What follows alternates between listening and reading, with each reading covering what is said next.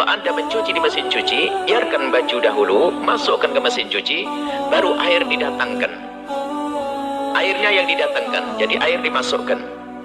Kemudian, untuk menjadikan baju itu suci, cukup yang penting airnya menggenang, menjangkau semua seluruh baju, kemudian digoyang-goyang sedikit, kemudian diambil bajunya, asalkan najisnya sudah tidak ada, maka baju ini sudah suci. Biarpun ternyata airnya nanti menjadi berubah warnanya, dibuang saja, nggak usah dimasak, buang.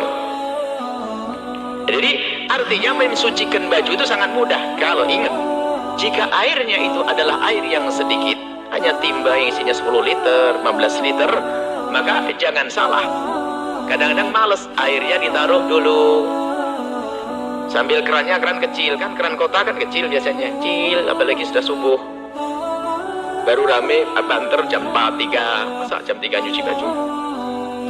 Setelah penuh airnya, langsung bajunya kena najis, dimasukin, maka akan menjadi najis semua dalam madhab kita Imam Syafi'i. Jadi kalau baju yang kena najis dimasukkan, maka merusak air. Tapi caranya, kalau Anda pakai mesin cuci adalah paling menampung 25 liter dia. Artinya tidak akan menjadi air banyak, ini mesin kecil rata-rata lah. Maka hendaknya baju yang terkena najis tadi, dengan dibersihkan dulu najis-najisnya, kemudian setelah itu dimasukkan ke mesin cuci, baru air didatangkan. Setelah air didatangkan, tidak harus ngelober, tumpah. Pas catatan, tidak harus tumpah. Ini yang bikin pusing sian orang hamil tuh. Nyuci baju suaminya harus tumpah terus sih. Untuk menjadikan suci cukup. Kemudian setelah air menggenang, cukup menjangkau semua bagian baju, digoyang sedikit saja, kemudian airnya dibuang, sudah beres. Ini, maka kalau ingin memberi sabun, lah sabun itu merusak air.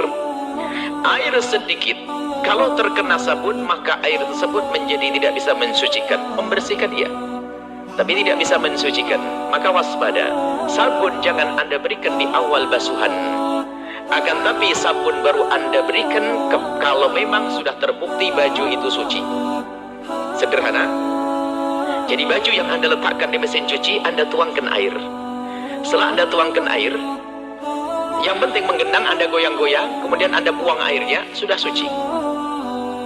Baju itu sudah suci. Kemudian setelah itu baru Anda kasih air lagi, baru setelah itu dikasih sabun. Karena saat ini Anda tidak mensucikan lagi, tinggal membersihkan. Anda kasih sabun. Setelah Anda kasih sabun, suka-suka mau dibilas, gak dibilas, terserah. Karena baju sudah suci. Ini mau tidak dibilas gak apa-apa. Nah, kemudian masalah pembilas saja suka-suka, tidak harus almari, karena apa? Baju sudah suci. Tapi ingat, jika masih ada najis, kemudian Anda kasih sabun, Masya Allah, berarti najisnya Anda perbanyak. Sebab air yang terkena sabun, yang berubah karena sabun, itu menjadi air yang tidak mensucikan lagi. Biarpun semula suci, tidak mensucikan. Kalau tersentuh najis, menjadi najis semuanya. Jadi sebetulnya tidak susah, sangat mudah. Sehingga setelah itu, setelah Anda sucikan lalu airnya dibuang, kalaupun tidak dibuang, bisa saja tanpa harus Anda buang. Misalnya, baju Anda hanya bekas ini kena kencing kan tidak ada bekas warnanya. Yang repot adalah empuknya orang gede.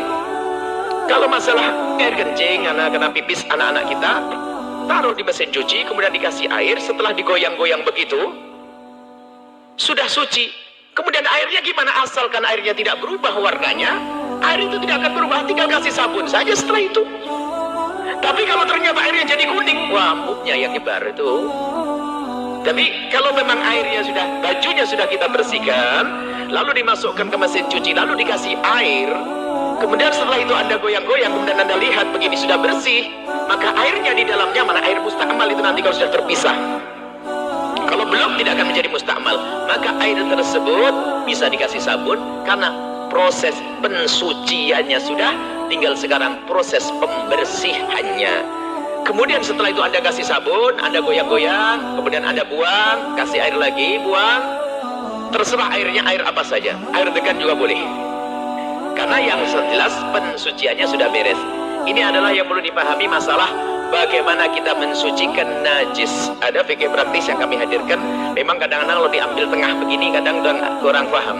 Tapi kalau kita memulai dari awal, masalah fikih praktis kami dari awal nyambung di sini sudah tahu jawabannya. Jadi harus ada awal di sini. Ini adalah jawaban sepintas, caranya seperti itu. Jadi kalau membilasnya karena baju tersebut sudah suci, maka membilasnya pun ya terserah, airnya mau didatangkan atau airnya didatangi, nggak ada masalah. Sampai bersih, nggak harus sampai bersih. Ada sisa-sisa bau sabunnya, sayang banget, biar wangi juga boleh. Hah? Karena apa? Proses pensuciannya sudah beres.